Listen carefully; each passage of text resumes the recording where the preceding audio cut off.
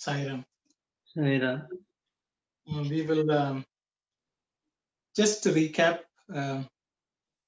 what was discussed last week, and just to give some context to where we are for those who may have not joined from the beginning. So in Dhyana Vahini, Swami initially spoke about the importance of dhyana. Then he went on to talk about the external factors which we have to pay attention to, the time of dhyanam, where we should sit, how we should sit, and so on. Then he went on to talk about our internal preparation. And Swami spoke about cultivating good qualities. And he also said that these good qualities should be externally expressed in this world as well.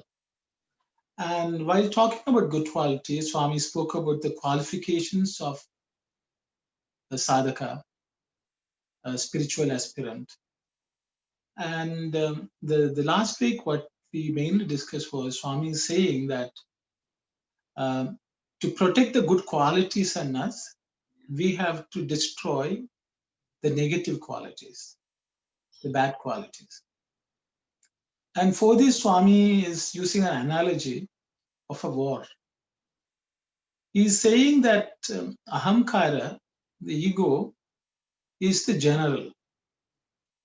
And this general is dependent on bad qualities who are his soldiers.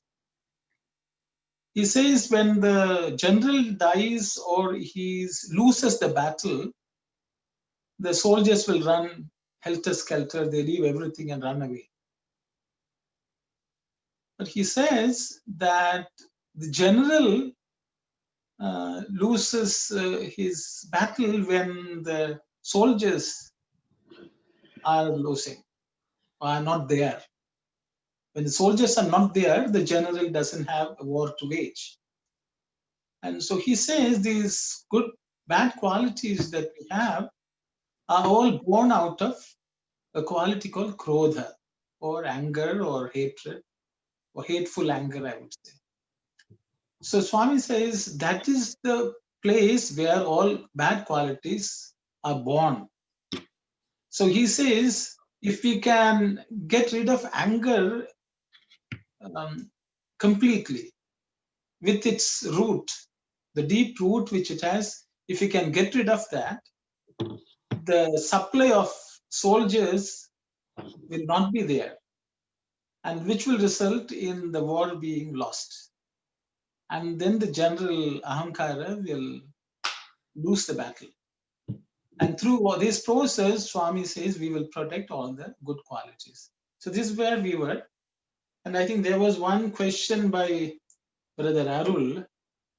So I will just slightly touch that, and then we can read on, I guess. So when these were discussed, so Brother Arul said, how can we have self-confidence in the absence of ego? It means after all, we have to have a sense of self for us to have a self-confidence. And how does that fit in? Because Swami in his speeches, he has also said self-confidence is the foundation on which self-satisfaction, self-sacrifice, and self-realization are the various steps of growth. So his question was, how is self-confidence related to this? The reality is, when we generally, it's my understanding, so I will just share it. Others can share your thoughts. In general, when we say self-confidence, actually we are confident with something which we possess, whether our intelligence or the money which we have or the position we have, or the contacts we have. On all these, our confidence is resting, not on the real self. Because this is what gives us the confidence, our knowledge, our skills, etc. But the reality is these don't last forever.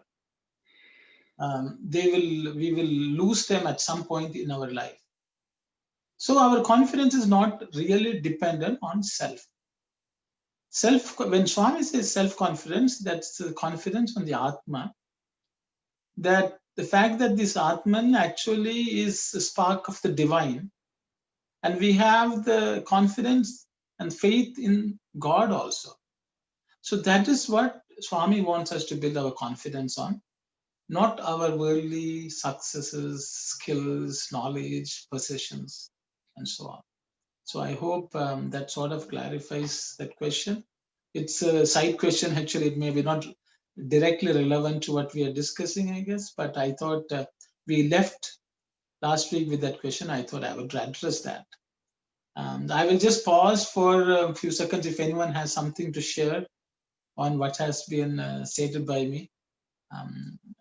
Then if there are no comments or questions, then we will proceed. Saya.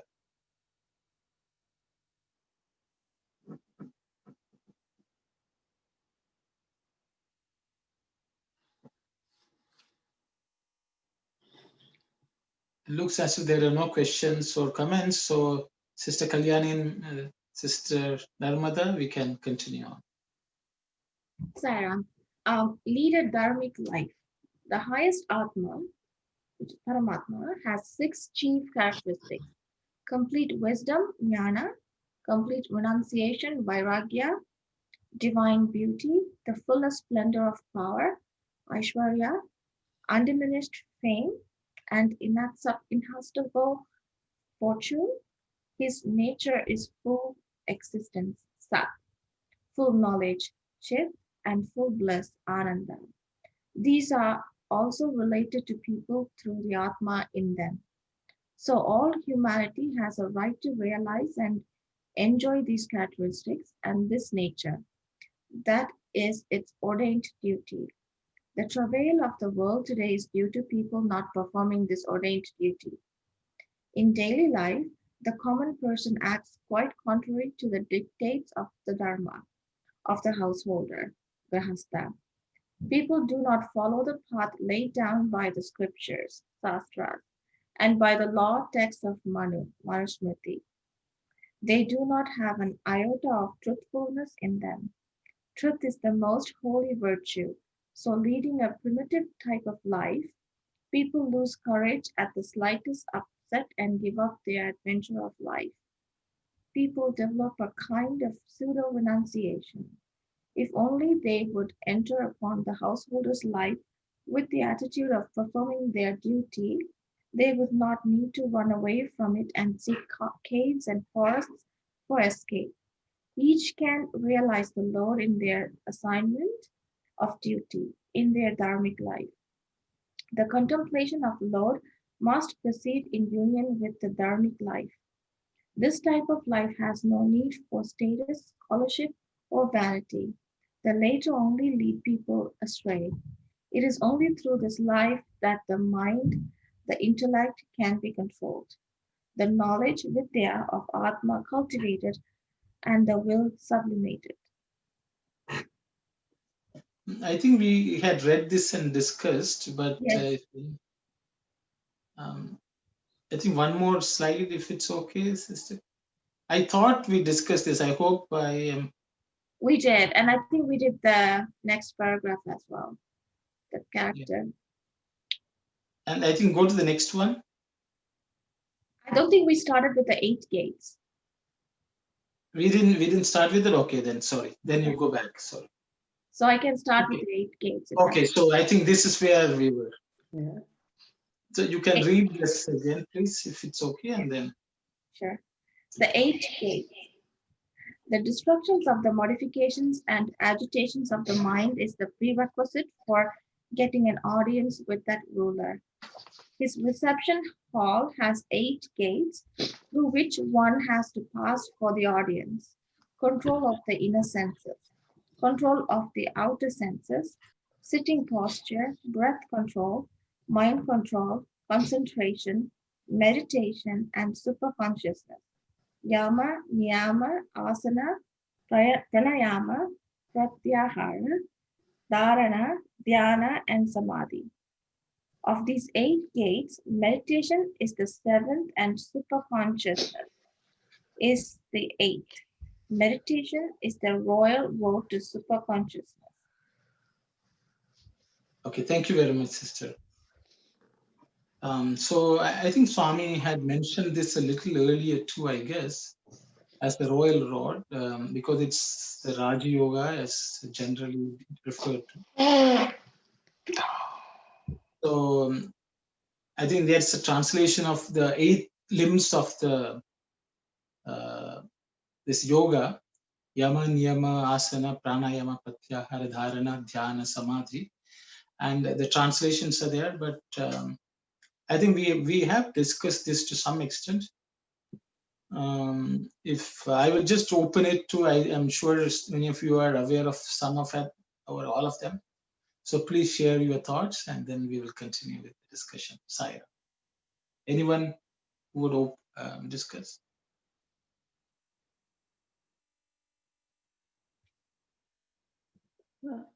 Sairam, brother, we can recollect the tenfold sins.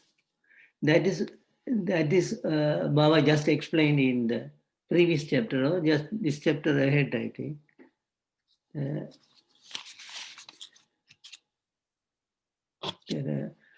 Physical sins and verbal sins and mental sins, like that. Yeah, there are 10, yes. Yeah, that is very relevant for the Yama Niyama part. No. Instead of going to Patanjali, but Baba put it differently in the previous page, I think. Yes, brother.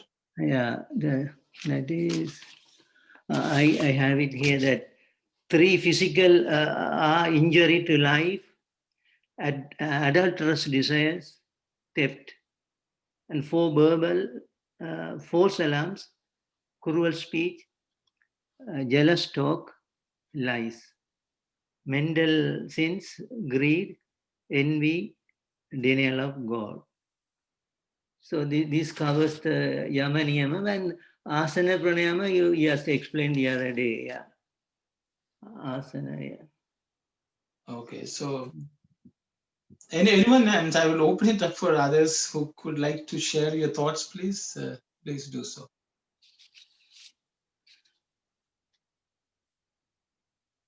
I guess if no one is, then I will say something, but then hopefully we'll discuss more. Asana is actually posture. Generally, many people consider different asanas as postures, under the Yogasana traditions. But earlier on in the Dhyana Vahini, Swami has spoken about Padmasana, the lotus posture. So Swami has also talked about the asana is something where actually our mind itself settles. The body also settles. The mind also has to be in a settled state.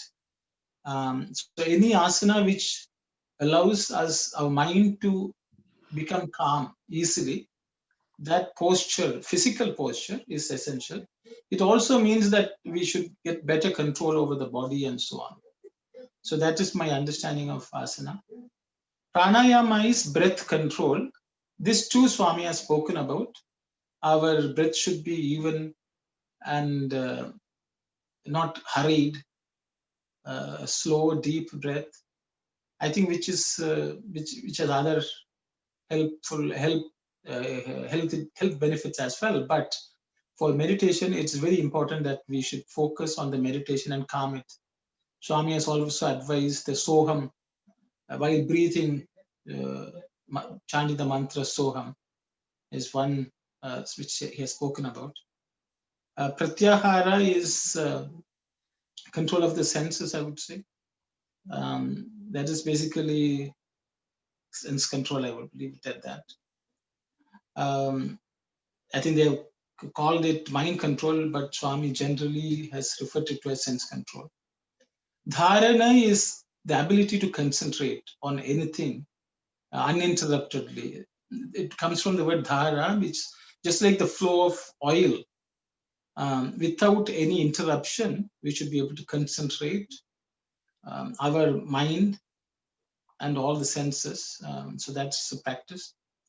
Dhyana is to contemplate on the divine, which is the main topic of this book. And samadhi is the ultimate state of merger with the Lord, or the state of equanimity of our Di Shakti or Buddhi. So this is my quick summary. I would open it up for anyone who would like to say anything or share your thoughts or any. Saira. Sairam, according to our previous discussion, I understand about the Jama, Niyama, Asana, Pranayama, but what are the techniques Swami introduced for the Pratyahara and Dharana? Dhyana and Samadhi also I have little bit of understanding what are those, but the Pratyahara and Dharana, what kind of techniques Swami introduced for the mind control and the concentration? If anyone can describe or explain about these two parts, then I will really appreciate for the explanation of these two, Pratyahara and Dharana. What are the techniques Swami introduced to have those mind control and the concentration part? Thank you, Saira. Sairam, sister. Anyone who would like to share your thoughts, please? Sairam, that's what Swami says. The morning meditation after the get up from the bed, even before you wash your face, just sit down and start meditate. At that time, everything calm down. It doesn't start to begin the activities. That's the good time to control those both of them. Thank you. Thank you very much, brother. Anyone else who would like to share your thoughts, please? Saira. Saira, by Pratyahara, which Anand is interested in, as brother explained, that is as per Patanjali Yoga Sutra also, as with Bhagawan also, as sense control. So we allow our five senses to get attracted with the worldly things outside. So when I look at a beautiful item, my attention is going towards that. But if I want to be successful in meditation, I must withdraw my eyesight on that object, keep it inward. Outward tendency of the mind should be turned inward. This applies to all five senses. Touch, smell, even singing, even listening to a very sweet Carnatic song. We may think there is a Carnatic song, but still it is a distraction. It has to be controlled. So everything should be stopped. The mind should be stopped jumping onto that, but turned inward. That is a pratyahara. And Dharana, of course, Bhagawan, I have not read anywhere that Bhagawan said this about, except here in this Dhyana Vahini, Bhagavan is saying contemplation of the Lord and meditation on the Atma. So that what Bhagavan, because the Dharana in other people's view, concentrating on one point, it could be inside, it could be forehead, it could be heart, the point could be outside, look at the point continuously, or look at the tip of the nose. This is how they explain. But Bhagavan, I didn't see Bhagavan explaining this. Bhagavan says, concentrate on Atma. Your Atma Say concentrate on your Atma. So by concentrating on Atma, that is our true reality, the meditation will eventually become like say constant, no? So constant. So actually it's a long way, but these are the ways that generally think these two things are explained as far as my knowledge is concerned. Sai Ram, after explained Brother Sivadas, then I have little bit of concern. Then what is the difference between the control of the inner senses and the outer senses? Because the way Brother Sivadas explained, those two senses, control of the inner senses and the control of the outer senses, he connects with the mind control. So, but Swami categorized, they're different, Yama, Niyama, and Pratyahara. And even in the English translation, it has been clearly indicated that control of the inner senses, control of the outer senses, then the mind control. Maybe my understanding, it could be, it may not be complete. Maybe I thought control of the inner senses and the control of the outer senses are fully maybe connected to the mind control, but Swami has divided into three different categories: control of the inner senses, control of the outer senses, then also another category as mind control. That's why I really asked that question, what is the subtle difference between the control of the inner senses, control of the outer senses, then the mind control? Thank you, Sai Ram. Actually, Sai Ram, sorry, because we hear the translation is different. My brother will explain that one. So here actually the inner senses should come to Niyama, I think, and then control of the outer senses go to Yama. Brother, please note it. So these two, Yama and Niyama, Niyama and Yama are inner senses and the outer senses. That is what that some say mental. Say mental is greed, according to Bhagawan's, the 10 sins, greed, envy, and denial of God. Yeah. This is inner sense, inner senses.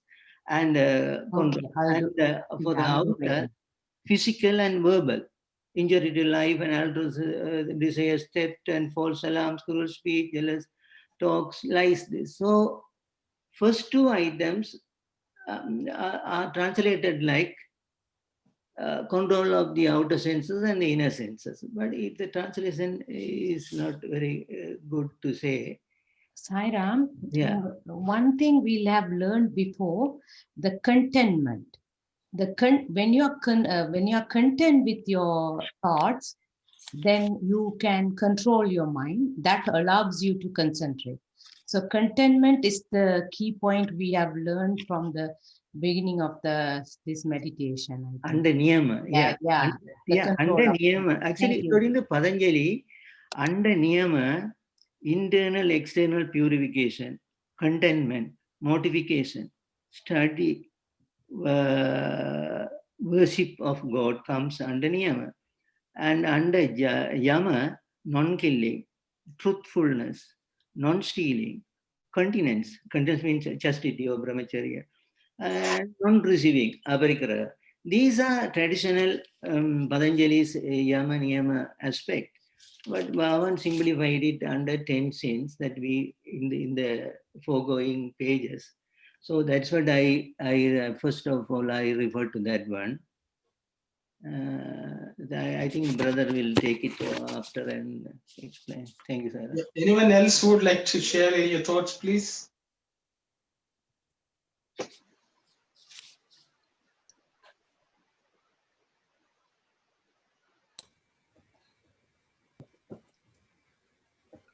Sai Ram, I think the mind control and concentration will be achieved by namasmarana or breath control, soha meditation, or saying one of our Ishtadeva, the deities' names.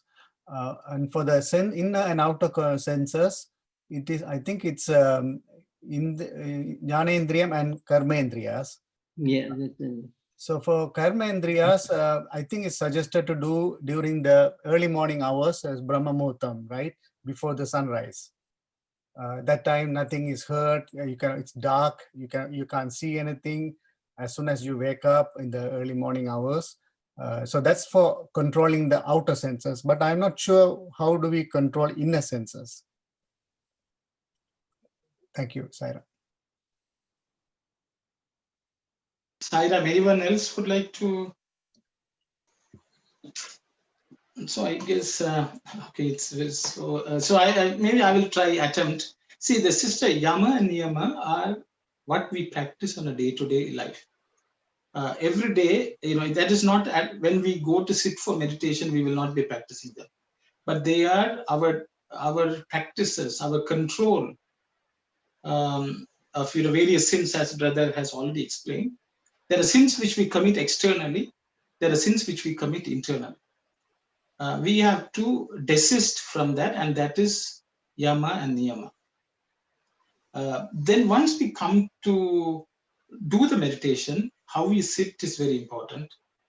Then we have to watch and calm down our breathing, which is pranayama. Again, these also have to practice other times also, which will prepare us to practice them during the meditation. So when we do asana and pranayama, then comes pratyahara. I think all of us know that even when we are going to do meditation, even though we generally practice sense control, specifically for during meditation, we should control the senses. So that's why we close the eyes.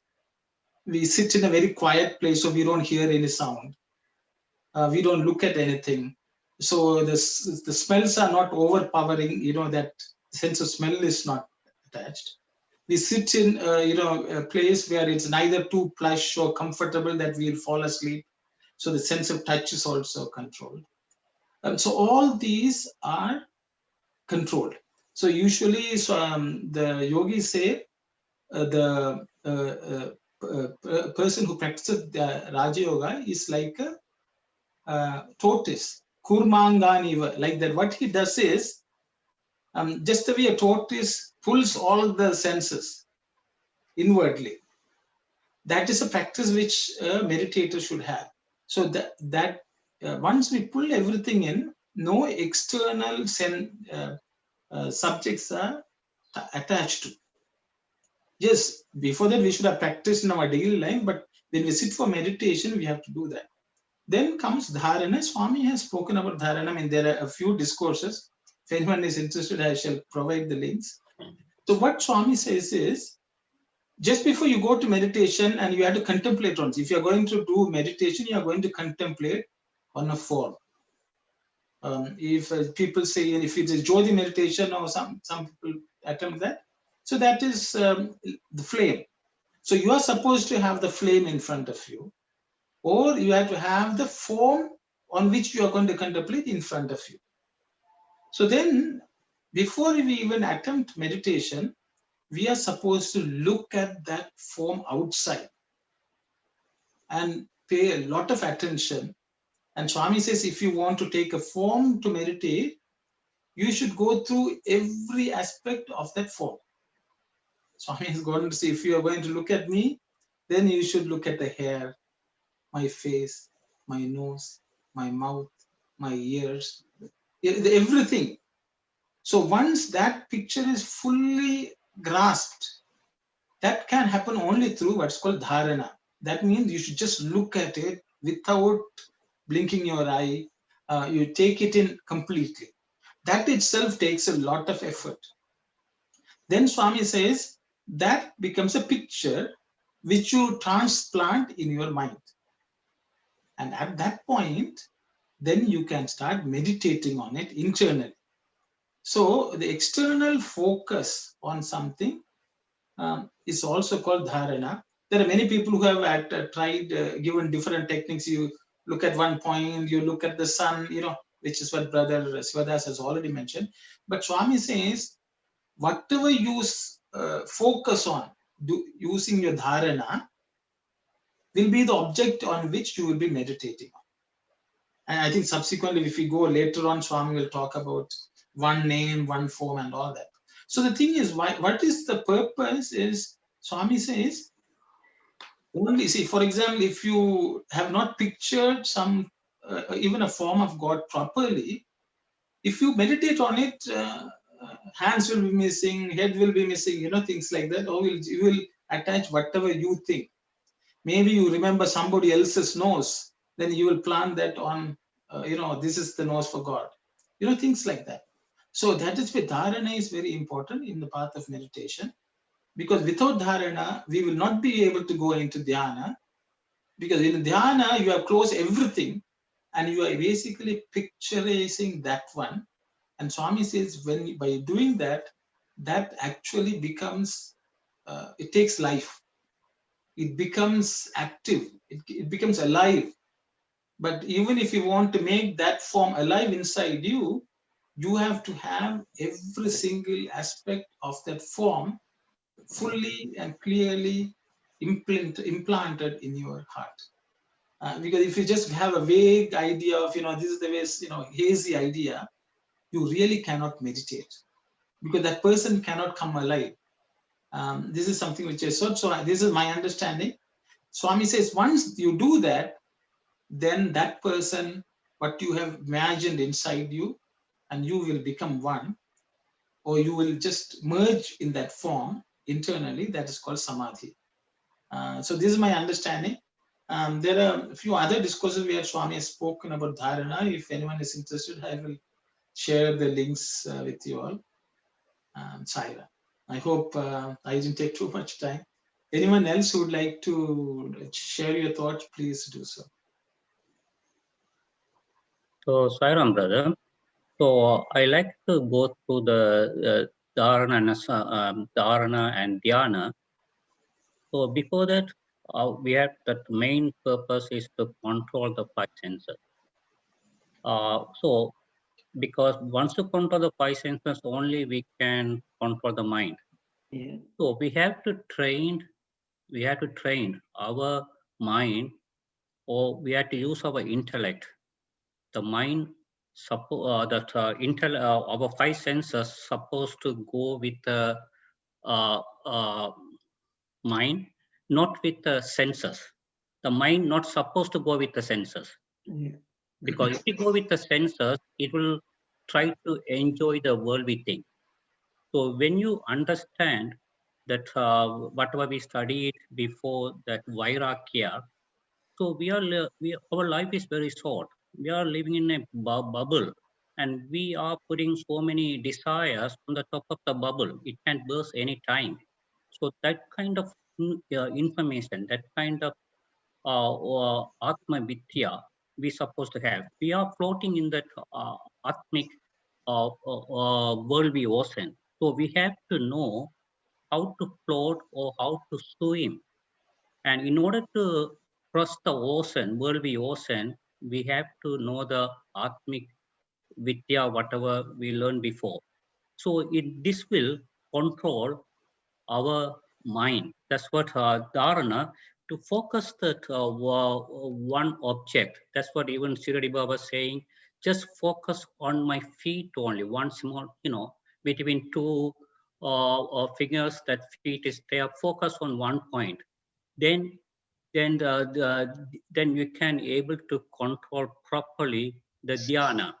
So dharana, whatever brother said, is very, very important.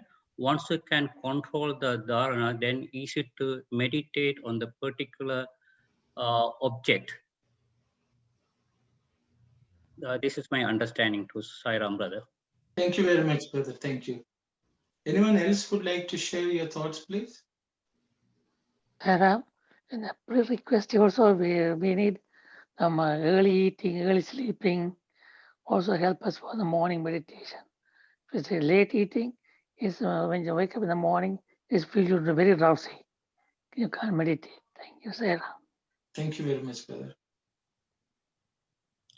So I like to one more thing to add. Even when we controlling the 5 senses, if one sense going wrong, ultimately everything will go wrong. It's like a pot. When we have a pot full of water, if the water is going out from the pot, we don't need to think it's going out from 5 holes. One hole is enough. So if out of 5 senses, if one sense is going to do something out of the control, we cannot achieve the dhyana too. Thank you, Sairam. Sairam. Thank you, Sairam brother. Sairam brother, that Dasan's point, Bhagavan always saying that, no? So usually the one sense is weak for each one. Say, I may weak on my eyesight. Somebody may weak on hearing, no? Like that. So we have to see which sense is very strong in us to take it outward. So train our mind or intellect, using the intellect and putting it, train that sense, not to dwell outside things. No, so that's a very good point. Yeah, what you explained is the pratyahar aspect. Dasana explained clearly. Thanks. Thank you, Sairam. Just a question about the 8 limbs, or I guess the 8 gates, as Swami has referred to it here. Are they all sequential, like you start with one and then progress to the next, or is it more altogether? You need everything. Sairam sister, in my understanding, they are all building blocks in some sense, but some people believe that it has to be taken step by step, which is quite right. At least you have to master each of the steps before you can, fully succeed in the next one. As Swami has used, these are different entrances through which you have to go. Yeah. Doorways. So that means you have to pass each doorway to get to the final destination. It's my understanding, but I will open it up for others to share your thoughts, please. Sairam, in the previous birth, we passed all those other doors. Can we meditate in this birth? Yeah, straight away. That's it. Sambandha. Yeah, there are very saints, no? They go straight to the samadhi, dhyana and samadhi. Very good point. Yeah. Anyone else would like to share your thoughts, please? Just another question. Under Yama, I think we had discussed it before, but if someone could also just explain again, particularly the aspects of like aparigraha and asteya, what exactly do those mean? Yeah. Can I go ahead, brother? Yes, please. Yeah. So under Patanjali Yoga Sutra, Patanjali listed under Yama non-killing. That's ahimsa. So truth. Truth. Next one is truth. Truthfulness. And the third one is asteya, non-stealing. And the fourth is brahmacharya. Or brahmacharya means for anybody, it could be male or female, but chastity or continence. The word continence is used in English, chastity. So that is the fourth one. Fifth one is non-receiving in English and Sanskrit is aparigraha. Aparigraha. Brother one day explained that one. Huh? So we understand ahimsa. What is ahimsa? What is truth? We understand. What is non-stealing? We understand as there. Brahmacharya also understand. Sexual control, everything. So the non-receiving aparigraha, accepting. Bhagavan explained this in several places. In Dhyana Vahini also he explained it. Accepting any gift, is it translated in the Patanjali as gift, accepting gift. Accepting gifts or accepting anything under any circumstances is sin. Baba said, it is a great sin. So if I happen to accept it, then we have to repay it. We have to repay it. There's no other way out. So the aparigram is very important because we usually don't pay attention to that. We should not gather anything from outside. Now society taught us. I am speaking in English because society taught me. So if I am accepting that knowledge from the society, teachers and the school system, government now.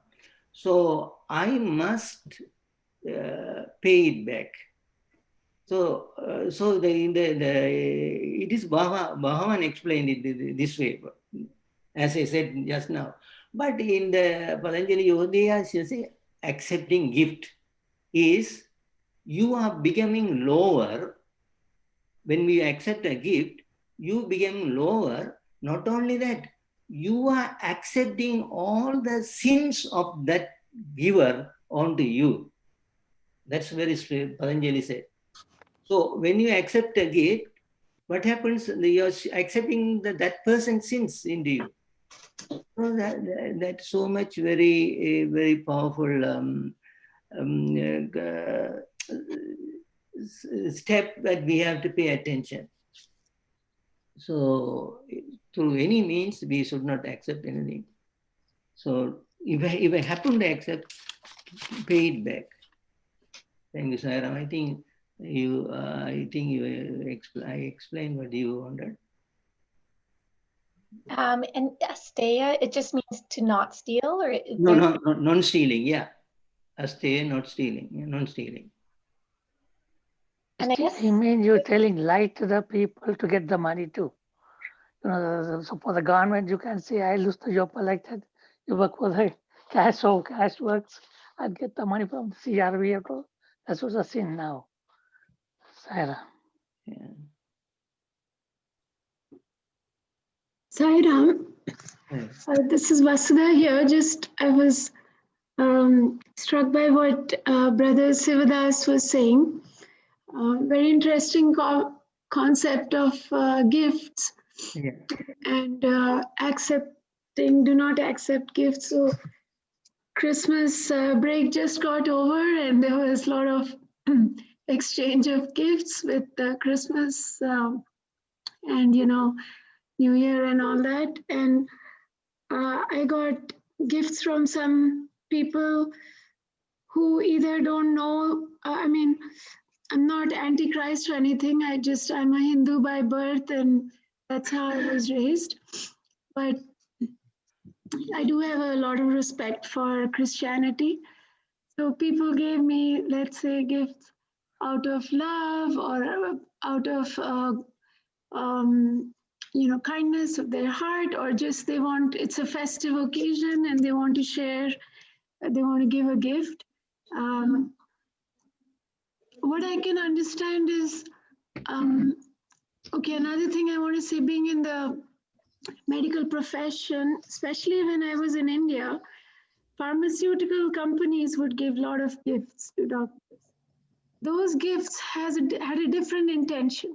That is that you will prescribe that, if there is a brand name for paracetamol, you prescribe that one more than the other. Those gifts, luckily I had a very good mentor who said, don't take even a pen from the pharmaceutical company when they want you to sign anything, because there is a bad intention behind it.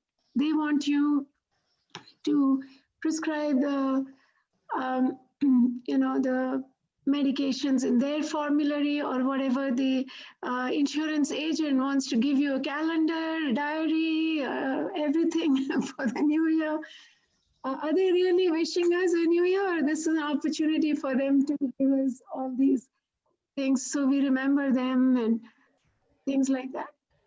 And then there are the innocent gifts, like I said, for Christmas, my neighbors want to share, and they made some cookies at home, so they bring a little tray of cookies. The little kids very innocently give Merry Christmas and they give the cookies, run away.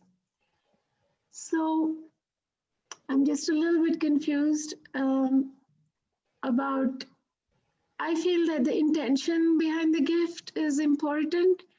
And maybe if I said no to the gift, I could break the heart of those little kids or the innocent people.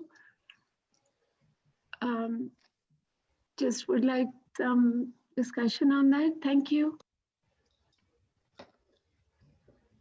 Question, Saira, building onto that question Sister Vasudha asked about accepting gifts. It's just a thought, maybe I could be wrong, a question. So if we accept gifts, I guess that's where the attachment comes in, right? So if you're accepting gift without being attached to it, would that be a sin as well, based on what Uncle Sivadas just shared? Because that is a good point, right? Because how do we not accept without hurting the person if the intention is good? How do we know what is right and what is wrong? That's right. In our culture, we give them back when their celebration come. We pay all of them their wedding over their ceremonies. Yeah, paying back. The solution is to pay back. Okay. Yeah, in equal terms, pay it back. Sarah, one story, small story, I'll tell quick. The Kanchi Parivan in Chennai, and he went to the village and he do the Maulishwara Puja and he Bilba leaf. So the disciples go around the village, they couldn't find nothing.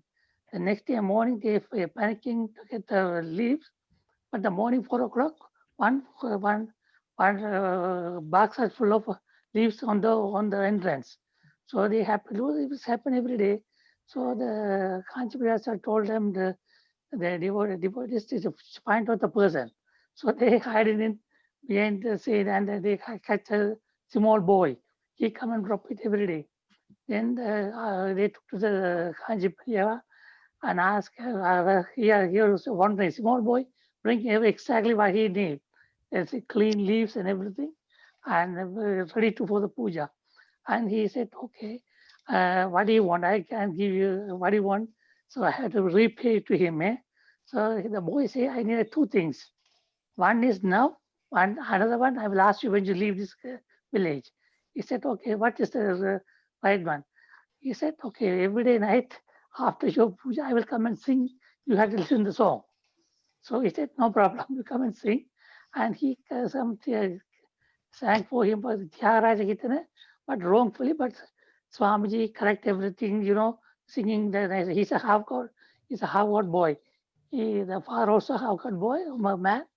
And the father told him, once Swamiji come here, you have to serve him. And that's why he's serving that. And the last day, before he left, Swami asked him, what do you want now, the last one? He said, I did a mukti. Swami got shocked and looked around his disciples. See, this little boy went mukti. This little one, he was so happy. He said, no problem, on the time you will achieve. And he went to the Grama Servaka, the chief of the Grama, the village person, told him when this boy died, inform immediately. So he went back to his place, and one day he started the Sandhya Vandanam. He dipped in the pond and come back and do meditation. Then he was going up and down 7 times. So the meantime, these people got a telegram from the village people. The boy passed away, and even though they don't want to disturb his prayer, so he went deep in the pond and come back up and back and forth 7 times. So when he finished the prayer, these people, the devotees, they went to him, give the hand over this telegram, told him this boy passed away. He said, I know, because he has a 7 births to pass. That's why he passed the 7 births. He did a puja for 7 births to pass him very quick to reach a mukti. Sarah, whatever you give, you will get back. Whatever you get, you have to give back. Sarah. Thank you, Sarah.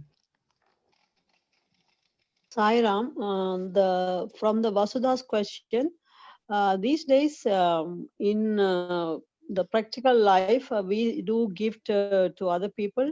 Sometimes it's like the money and the thing, people don't realize to give the gift like that.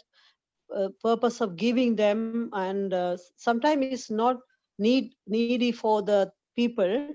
Instead of that, we can give the gift for whoever need in our country back home and things like that. People are starving, and lots of people are they needed in the Christmas time. Lots of widows with the war, and lots of people, uh, that kind of needy people when we give, that is for, I think is good for them. We can talk and teach our children and people, like we can realize and give with the family people. When we say we don't exchange gift, then they will understand. Normally in our family we don't do like that, but gift of love, yeah, that is better, I think, understanding. And when you need only, you need to give them. Sometimes it's too much trouble to finding gift, especially in the COVID time. This is the better time we learn to realize that also, Sairam. Sairam, one more thing. One time, the one Brahmin asked the Swami, after the puja, the people give the dachana, can I accept it? Swami says, yes, you can accept whatever they give, but you can't demand them. Sairam. So, Hello, someone has something to say? yes, Sairam brother. So the gift is all whatever the Vasudha said. It's all depend on the intention. The intention supposed to be behind is the love. So if you are exchanging the love, it's okay. So sometimes the problem arise. You give $50, other person give $5 gift. Then eventually, what will happen? The desire, attachment. If you are in the spiritual path, it will affect you, the relationship and everything. So you'll get anger. So when you get the anger, it's all your spiritual path all gone. Anger is like we can compare to the flame. The flame is only one. Whatever you put, everything it wants more and more and more. You cannot satisfy with the anger. Only the anger you can control with the love only. That's a different story. But it's all depend on that gift. As far as if you are exchanging with the love without any intention, is good. Thank you. That's my opinion. Okay, thank you, brother.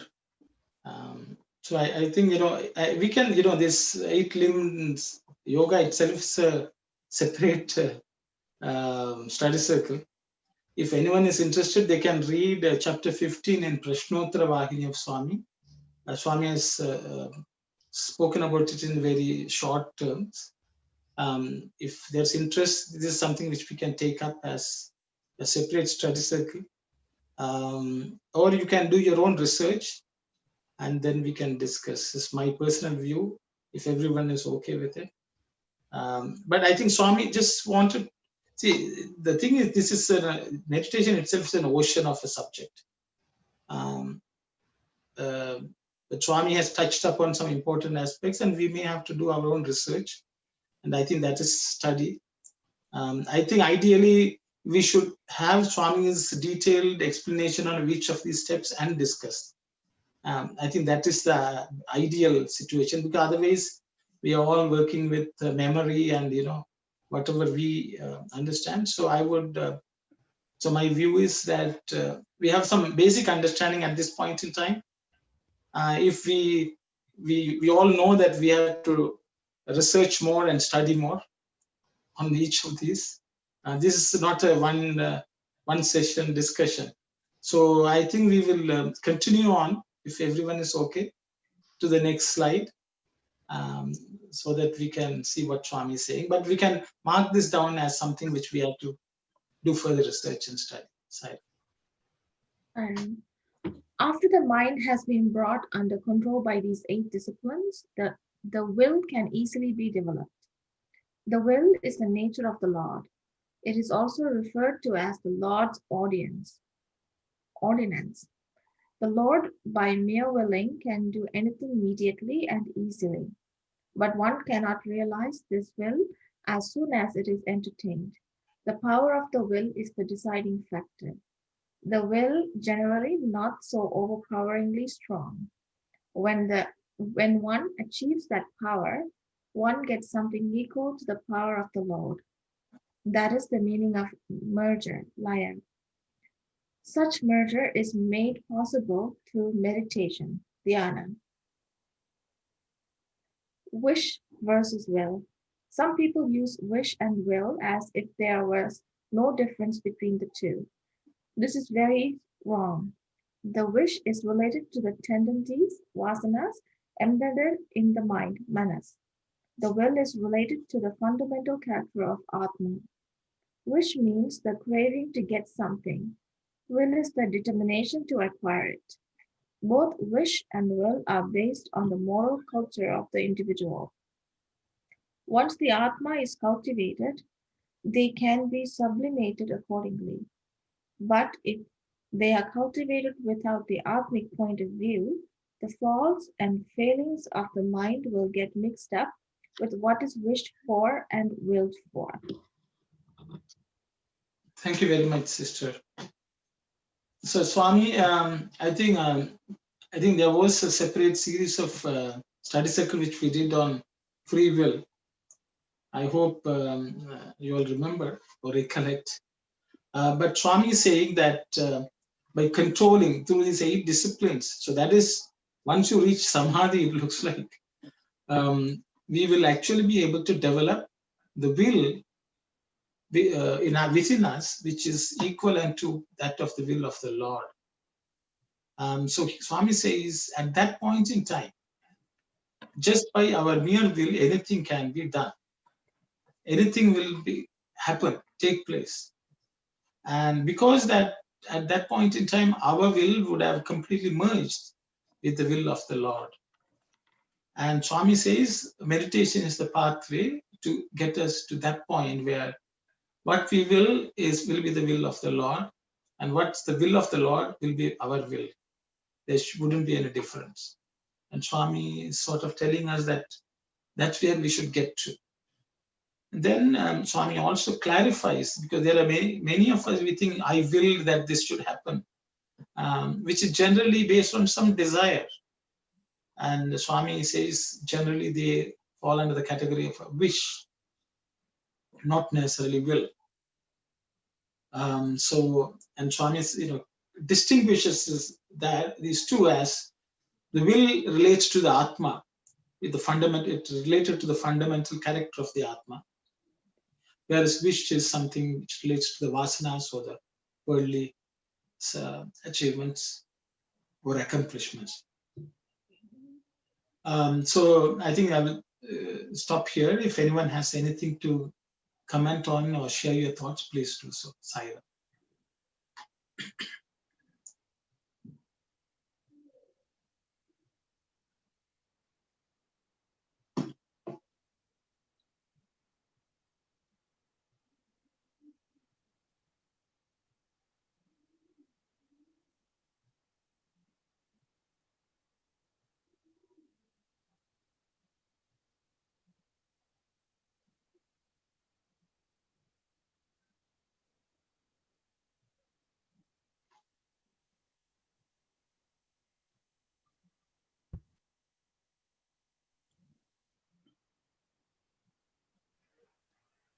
Maybe I could use some clarification on, the sentence where Swami saying the will is the nature of the Lord. So when we think of like the Atma as Satchitananda, and where does the will component come into it? Yeah, because it seems like will, so even later on, it says here,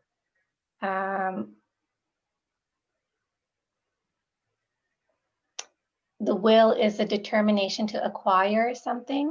So it makes it seem like the Atma has a wish, or not a wish, I guess, something that it wants to acquire, which I thought that wouldn't be in the nature of the Atma. Okay. Anyone who would like to comment on this, please? Wish means craving for something. To get something, will is the determination to acquire it. Yeah. Okay, go ahead. So yeah, will, we say without his will, not a blade of grass can move. If we are doing anything, we have to think the God is the one doing everything. We are the instrument. It's all God will. The fruit of the action is not ours. So everything's God will. That knowledge we're supposed to have. So in that way, we can detach from that one, everything. So we are not getting any karma, good or bad, we surrender because everything's God will. That is my understanding. Okay, thank you very much, brother. Anyone else would like to? Sairam, where that Kalyani asked is Bhagavan is just explaining what is vision, what is will. So which wish means craving to get something, but will is the determination to acquire it. So if I want to pass an examination, I am using the will. It comes from the inner source. The determination comes from the inner Atma, something from there, determination. So if I want to get realization or get the truth of my life, I need a will. That's a will is determination to acquire it. But other things, the wish is craving to something. So that is what Bhavan explained there. The compare and contrast the vision will, but other things. Other thing is that when samadhi stage is reached, they are jnanis. So the jnanis also do lot of miracles like things. No, so the God's will and the jnanis will, as brother explained, become one at that point. So we think so. So we think, oh, this jnani say the jnani created something, and we think the jnani created this. No, it's a God created, but through him, because the jnani's will and the God's will are now one and the same, because that is what the Advaita principle is always saying. There's no difference. I know I am Atma, but you don't know you are Atma. That's a different thing. So when a jnani reaches that level, that his will is coincide in the kind with the God's will. So whatever the jnani does is actually God is doing through him. So that is my understanding, and thank you, Sarah. Sorry. Shri Baba's stories, the Shri Baba's Dachana, he wanted to give Dachana to Shri Baba said, leave the place now, so they can't come back in the mandir. So he left, he worried to, and they didn't give the Dachana to Shri Baba. He went to the temple, one of the Swamiji and the entrance, he said, come here, give me 3 anna. So he gave the 3 anna very happily because he understand. Shri Baba getting the money from him, through him. Sarah. Sairam, what I understand here is the fundamental character of Atma is will. Yes. So fundamental character Atma is will mean the character is we are sparkle of divine. So try to you get a determination to acquire it, mean acquiring the we are sparkle of divine. That is what the will means here. That's my understanding from this, because it says fundamental character of Atma, will. So Atma is a sparkle of divine. So we have to achieve that. That's acquiring that. That is the will means. And the wish means something that we are outer senses we are craving in the worldly sense. Thank you, Sairam. So here the wish is related to the manas, the mind, I think, right? That's what it says here. And the will is what your Atma wants. It comes from your Atma. That's what I am getting out of this. So, so Auntie Mani Auntie, if she's around, I think she can read. Auntie, you're able to read those 2 lines? Page 96, Auntie, in your... Yeah, you want me to read that Icha and... so Lokamuna, Marikontamandi. Yeah, Lokamuna, Marikontamandi, Korika, Icha. One is Korika, other one is Icha. Rendunu, Samanarthakamulani bhavintru. Adi chala tappu. Daniki, diniki chala vyatyasamunnadi. Korika yanaga, oka vastuunu పొందవలెనను పట్టుదల. ఇచ్ఛ అనగా కారణరహితముగా అదే వస్తువును పొందవలెనను పట్టుదల. So that's the difference. Yes, Auntie. Can you explain that, Auntie, please?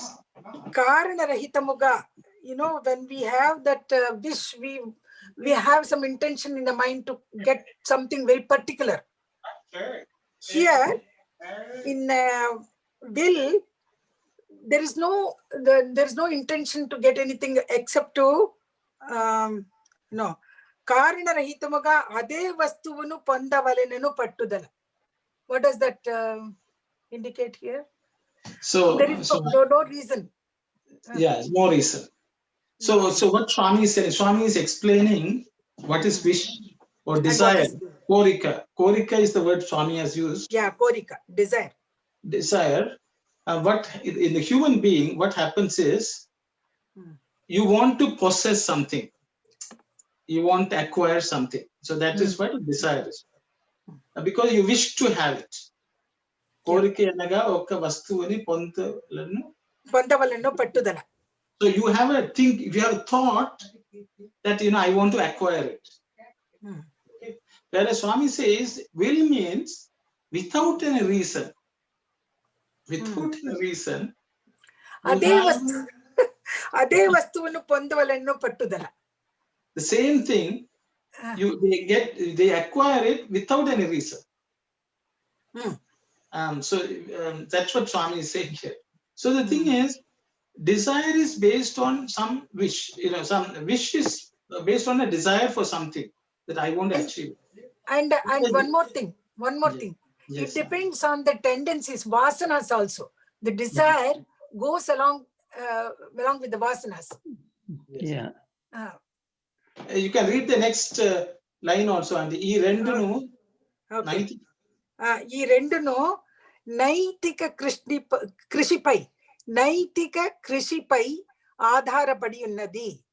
అయితే మొదట ఆత్మకృషిని సాధించిన కేవల ఆత్మకృషిని దృష్టిలో పెట్టుకొని దాని సలహా ప్రకారమే కోరిక ఇచ్ఛాదులు పోవుచుండును.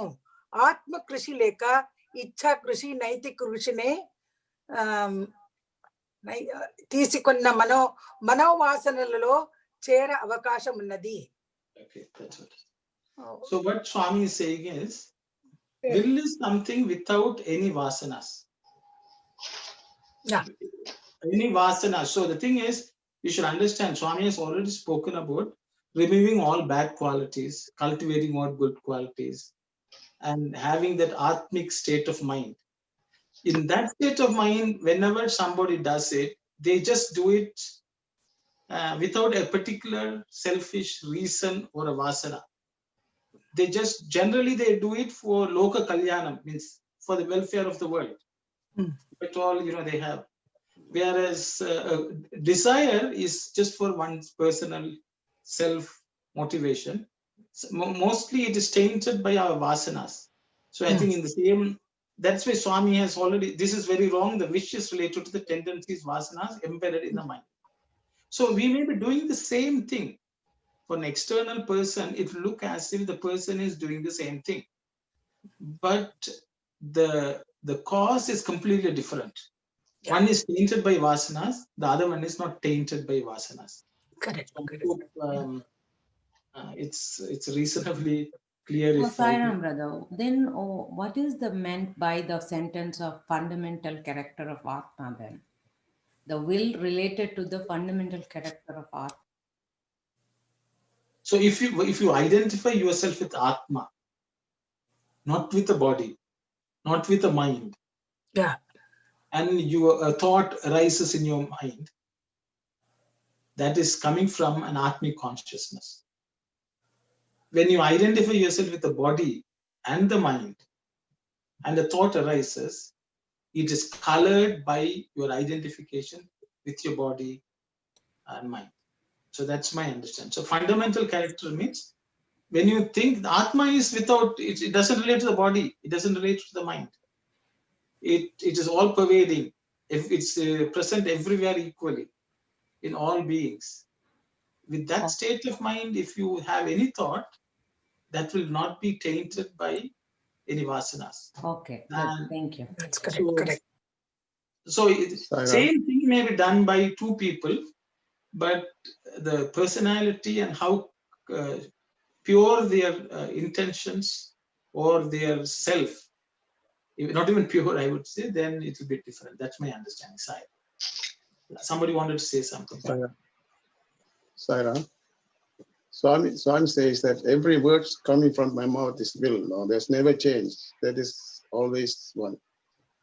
Likewise, that elevated people, that they are doing that, all that for that, like Brother said, that for that good for that society or the world, that is will. That elevated people has the will. That because they have no intention to have that selfishness. No, there's without doing the selfless things, they will, I guess.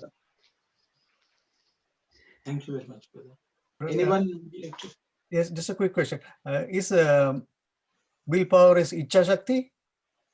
Yes, Swami has used the word Ichha Shakti. Yes. Oh, good. Thank you. And one more thing. You mentioned Prashnottara Vahini. What does it mean? Chapter 15. Chapter 15 of Prashnottara Vahini. It's another Vahini written by Swami. What is Prashnottara mean? Prashna means question, Uttara means answer. Oh, okay. Thank you. Thank you. Saira. So even for like worldly related desires, so wishes in this case, does that mean even if we have a desire that is tainted by a vasana, then our willpower and our determination to achieve that, does that come from the Atma? No, don't think so. Yeah, the thing is, that anything, I think all power comes from Atma, but our wish not necessarily will fructify if that is a wish and if it's not a will. That's a good answer. It's something, something will go wrong, some short circuitry, Yeah. And the power which flows from the Atman will not properly flow, is my understanding, I hope. That's a good answer. Yeah, thank you. That's that. So, Arun, sorry, Arun? Yes, Auntie. Naitika Krishipai Adharapadi Navi, both wish and will depend on the moral aspect of the person, is it? That's what. Yeah. Right? So Krishi means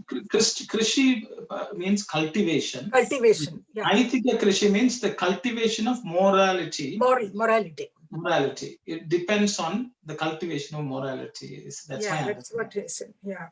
Sorry, Saira.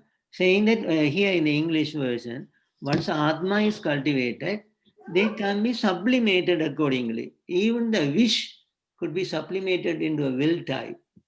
When the Atma is cultivated, that means that we discussed. When the Atmic consciousness become more and more, our wish type of things. Any thought. Yeah. Any thought will be a will. Yeah, will. From the mind. Yeah. Will, because Atma is behind, Atmic consciousness. I think it's all a matter of degree of effectiveness of the thought, ultimately, and the effectiveness of our thoughts will get better by our identification with the Atma. Yeah. What Swami says. And Swami says meditation paves the way for that. So it's about 4:45. I think I hope these are very obtuse concepts, and I think it's good that we have some clarity, because I thought it's good for us to discuss and contemplate on it rather than just rushing forward. So it was a good discussion. I think these are things which we all deal with day to day. So I hope everyone is okay with the discussions today, because maybe there is no real. Sai Ram, brother, before you conclude, the last sentence, will this is the determination to acquire it? Or what does that mean by that sentence, please? So, that the translation is not very proper, sister. That's why I asked Auntie to read, because what Swami says is, wish means you crave to acquire something. Okay. Whereas will also decides to acquire it without any reason. That's what Swami says. There's no reason for it to happen. So if you ask me, I will give the example of the sun. Just because if you look at the sun is spreading light on earth, and many things happen. But it is that its nature is to send light, sunlight, so everything can happen in this world. Does it want the plants to grow? No. Does it want the rains to fall? No. But the rain happens and the plants grow because of the sun. But whereas when we plant a plant, we want to water the plant, the water has to grow, and we may not want the plant in the neighbor's field to grow, because we want to be the one who wants to make more money, all sorts of things. That is all vasanas. So the thing is, if you say a farmer is also watering a plant to reap some benefit, the sun is also making things happen in this world, but it does not benefit by the plant growing. It does not benefit by the rain falling, but it just does it. So the sun is making it happen. So whatever the sun wants will happen, because it is not wanting something for itself. So this is my understanding. So when you think about art, see, for example, there are people who plant trees. We go and do tree plantation as a seva activity. Why do we plant the tree? We really don't benefit from the tree personally, but we go and do that seva. So that type of activity, once we cultivate, it is different from somebody cultivating a plant at the house so it looks nice. So you are doing something just for the joy of doing it. You also want the tree to grow, but you're not wanting the growth tree so you can go one day and take benefit from it. So I think there's a subtle difference between. So Swami would say, if we do such activities, those actions will definitely fructify. If you go and plant a tree with that thought, let the world benefit, let there be shade in this world, that will benefit everyone, and nothing can come in the way of that wish or that will coming to fruition. Whereas if I plant a tree in my house so that I want to benefit, it may not have the same success rate, if you want to put it that way. Okay, thank you. I hope I explained. That's my understanding. I hope it's okay, Auntie. Yeah, that's fine. Thank you, brother. That's make clear. Do things without any expectation. No expectation from that. That's why. So, Sai Ram, brother, and one more thing we can say, if someone selected in the world, we think, okay, if someone selected as a president for the Sai Center, that person might say, this is God will. So I'm not expecting that one is a God will, so I'm going to do the God work. Thank you, brother. Sai Ram. Sai Ram, brother. Sai Ram. Wish is tainted by vasanas. Yes. Simple thing. And will is done for, it is the determination to do something for the welfare of the whole society. That is the difference. Without expectation. No expectation. That is it. Yeah. Yes, so Swami wants us to cultivate. See, Swami is telling all this so that in every action of ours, because all these, according to Swami, will help our meditation. You know, so that is Swami's goal. I hope we have something to go with today. I think it's 4:50, so it's 20 minutes past 4:30. So we will close with Samasta Loka and continue next week. I hope everyone is fine. Saira. Right.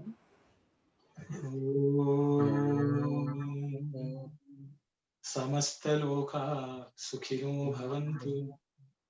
Samasta Loka Sukhino Bhavantu. Samasta Loka Sukhino Bhavantu. Om Shanti Shanti Shanti.